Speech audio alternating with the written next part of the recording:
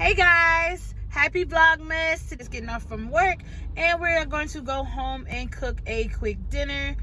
Today I'm feeling beef flanks, some white rice, and some steamed vegetables. So let's tune in with another segment of Cooking with Alexa.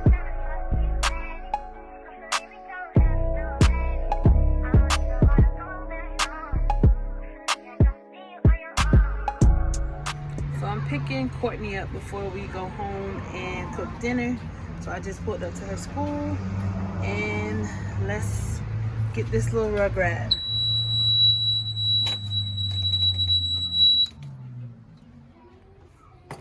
Hello. How are you? Good. Hey Courtney. What Barbie? Your Barbie's at your daddy's house. How was your day? Barbie campers? Yes, your Barbie campers. Your edges is still late. Hold on, let me see your edges. What happened to your face? You so cute. Why were you doing a backflip at school? Where? It's a scratch. You see that scratch on your eye? Where? Right there. Oh, yeah. How did you do that? I was doing the backflip with Savannah, and I did the same thing. But why are you doing a backflip at school? That's not safe. You want to be all bruised up? Every day you come home, you got another scratch on you because you're doing backflips. I'm going to do it every single day. Okay guys, me and Courtney have made it home and we are going to start dinner. But before that, remember I work full-time, I do cakes on the side, and I'm a full-time mom. But before that, I have a customer coming to pick up a cake, so I'll give you guys a sneak preview and you guys will get the exclusive before I put it to my page. So you know, YouTube exclusive. How we doing? So here's a look at so I got this big old box which takes up my counter, but I got this big old box from Courtney, really? I got this big old box from Amazon and it's a light box, but what it does for me is it makes all of my photos look, when I take pictures of this on my page, it's all flush and clean and it's going to be uniform. So one of my goals for 2020 is to really have a clean Instagram. I'm cleaning up my Instagram starting now. So this box is bomb and it just brings all of my stuff together. So this is as you can tell, a retirement cake. And it's simple. The flyer that she sent me was gold and black. So it really fits the theme very well. So it's a customized buttercream cake. All of this is buttercream, no fondant, edges on fleek. And you guys don't speak cake, but it is very important for this to be sharp and crisp. Buttercream nice and smooth. You can't even tell that it's actually a buttercream cake and not fondant. All right, so enough of the cake. Yes, this box is just giving me life. Okay, enough of the cake. Let's get into the recipe.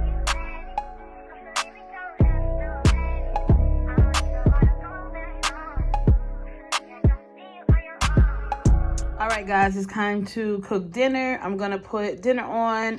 It's 2 o'clock. So I always put dinner on a little bit early because I don't like to rush it. And the slower you cook it, especially when you're cooking things like this stuff falls off the bone. So dinner will be ready probably about 5 o'clock. And then everybody will be my mom and dad will be getting off from work. So timing will work out perfectly. So today we are having beef flanks. Now these are expensive. That's only 1, 2, 3, 4, 5 in a pack. For $15, they're expensive, but it's really, really good. The meat is tender, and it's very easy to cook, so I don't mind splurging a little bit on these every once in a while. So I'm going to show you how you season them up real good, and you literally just season them, put them in the oven, and forget about it. Then we're going to have steamed veggies and some cilantro white rice, and then I'm also going to cut up some bell pepper and onion to throw on top of the beef flanks. So thank you guys for cooking with me. Let's get dinner started.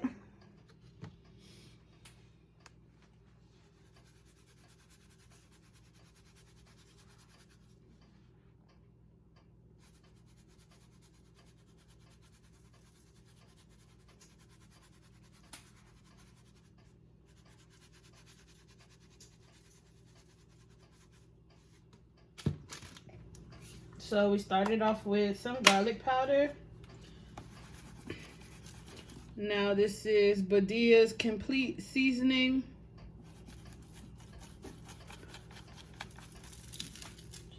You don't need much for this meat to be bomb. This is really all you need. But we gotta be extra. So we're gonna add a little extra seasoning. Well, not really, but a little extra. Little razzles. Okay, so we eat both sides of the meat. So we have to season both sides of the meat. And you're gonna go ahead and give this a quick flip. Now, I really didn't mean to buy this much. I probably should have bought 3 packs, but I like, when I cook, I always like, this house, you never know who's gonna stop by, one. And then I always like to have food for the next day as well. And then you also have to be mindful of if people want to go back for seconds. So I always overcook. Like, I don't cook just enough for the household to like barely get by with eating a meal. I make sure that we have enough for if somebody just happens to stop by. Because my mom, I won't offer, and she'll tell people that all the time. But my mom will be like, oh, you want a plate? Take a plate to go. And then me looking forward to, you know, leftovers or taking lunch to work the next day. If I don't have enough food after she's offered, you know, people a plate and a plate to go home with, then I'd be upset. So to avoid that type of confusion, this is what we do. We cook extra. And I'll probably take my granddaddy some food with this. Okay, so all the meat is flipped and tucked back down in. Okay, so just like we seasoned the first side, we will season the second. And I'm a heavy hander. I really don't measure when I season. I just sprinkle it on there. And if it look like enough, then it's enough. But you don't never want to have no non-seasoned meat. You want every bite to have a little flavor.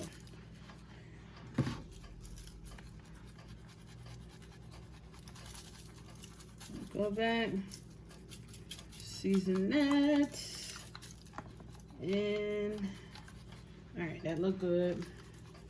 You don't want to over season with the garlic. I don't feel like you never have enough garlic. To me, that's just my personal preference. But the complete seasoning, you got to be careful.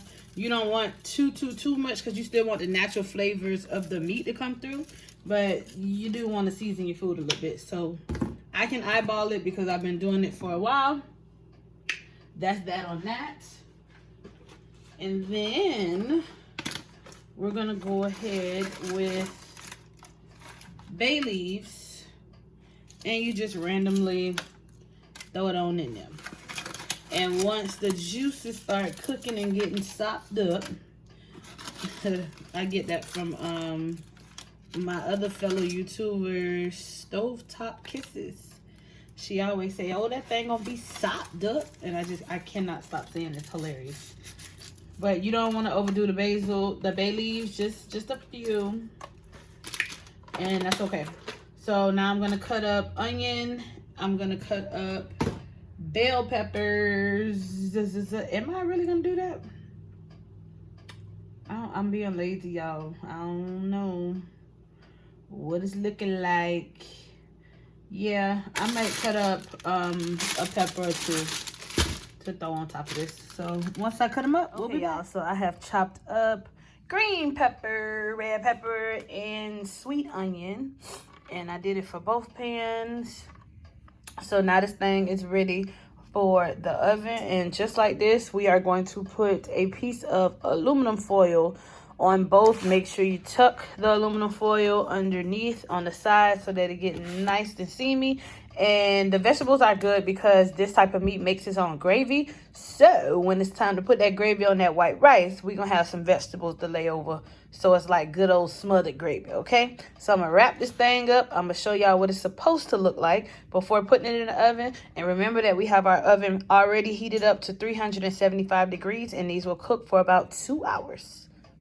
This is what the pan is supposed to look like. You see these? I left them hanging a little bit. Tuck them and press that thing underneath them, okay? We want to lock in all that good stuff, okay? Because we need this meat falling off the bone. So go around your pan and make sure that all your foil is tucked in there good, okay? So now we're going to put this in the oven, 2 hours, 375 degrees, and we will revisit the situation. Okay, so in the small pot of water, I already added the salt. So now I'm going to add a little bit of garlic powder, and it'll do that little song and a dance. So now I have to find some cilantro to add, and then we're going to add some cilantro, and that's it. It doesn't take much to spruce up white rice, and we're also going to add a little butter. So okay, y'all, so the water is boiling, so it's time to add the rice. So we have salt, we have garlic powder, we have cilantro, and we have butter. So we're gonna go ahead and add about 1.5 cups of rice, and then we're gonna start our vegetables. So now we're working on our vegetables. We have cauliflower, broccoli, and carrots. I use garlic powder, complete seasoning, and butter. And then I have the stove on medium high heat. It's on 6. And then I'm going to cover it in a second. I'm actually going to cut it down to 4 because the rest of our dinner is just about done, but not quite. And you don't want to overcook the vegetables, especially the cauliflower and the broccoli. You want them to be done, but you don't want them to be mushy like mashed potatoes. So we're going to cut it down just a bit to a 4 instead of a 6. We're going to put a lid on it, and then we're just going to let it steam up. So our beef links are just about done, and our rice just got started. So over here we have our rice cooking, and you just want to stir it, and especially like graze the bottom of the pot just to make sure it's not sticking to the bottom of the pot, because that's when it starts to burn. And then you don't want half the pot burnt, and then eventually the whole pot will taste burnt. So I'm going to go ahead and cut the rice down as well. It was on a 6, so we'll cut it down to a 4. And then I'm going to let some of this water kind of steam out a little bit. And then once I can see the rice again through this, then I'll add a lid. Okay, so we're going to wait until the rice kind of evaporates a little bit more before we add a lid. And then to our vegetables, we are going to add a lid right now. So once your rice starts to look like this, you can go ahead and put the lid on it.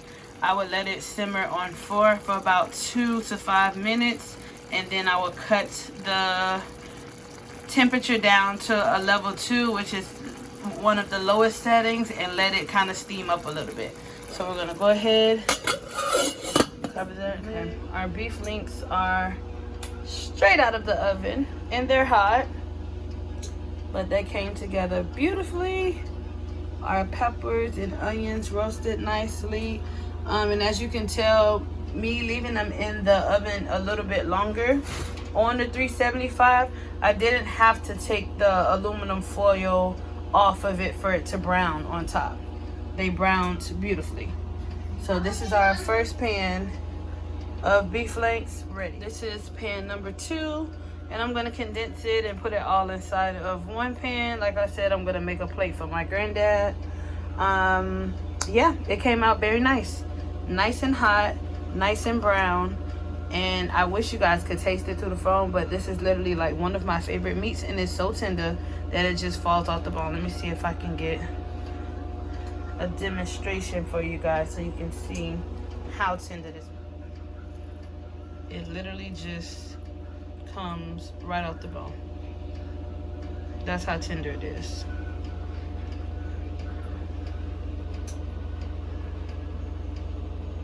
is amazing, guys. There you go. Yes, ma'am. So good.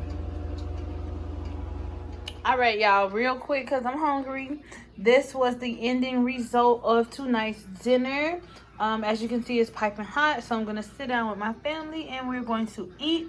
Thank you guys for tuning in. Thank you guys for tuning in. We will be back with another video.